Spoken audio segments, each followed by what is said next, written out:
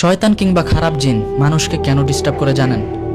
কারণ এই শয়তান কিংবা খারাপ জিন তারা চায় একজন মুমিন বান্দা, অর্থাৎ যে মুমিন বান্দা 5 ওয়াক্ত নামাজ পড়ে এবং মহান আল্লাহ তাআলাকে স্মরণ করে, তার এই নামাজ, কোরআন পড়া, তারপর মহান আল্লাহ তাআলাকে স্মরণ করা, আরও অন্যান্য যাবতীয় যে ভালো কাজগুলো আছে সেগুলো থেকে যেন তাকে বিরত রাখতে পারে। এই বিষয়ে মহান আল্লাহ তাআলা কোরআনের মধ্যে বলেন, ইন্না শাইতানা লাকুম আদুউন ফাত্তাখিযুহু আদুওয়া, অর্থাৎ শয়তান কিংবা খারাপ জিন তারা তোমাদের প্রকাশ্য শত্রু। অর্থাৎ এই শয়তান কিংবা খারাপ জিন তাদেরকে প্রকাশ্য শত্রু হিসেবে গ্রহণ করো।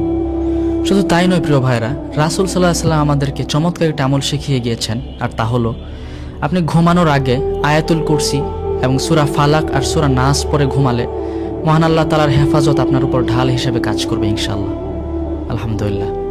সুতরাং ভয় নয়, একজন মুমিন বান্দার যে বৈশিষ্ট্যগুলো, অর্থাৎ 5 ওয়াক্ত নামাজ আদায় করা, তারপর নামাজের পর আয়াতুল কুরসি পড়া, এরপর কোরআন তিলাওয়াত করা, দৈনন্দিন এই আমলগুলো যদি আপনি করতে পারেন, ইনশাল্লাহ আশা করি আল্লাহ তাআলা আপনাকে অলওয়েজ হেফাজত করবেন ইনশাল্লাহ।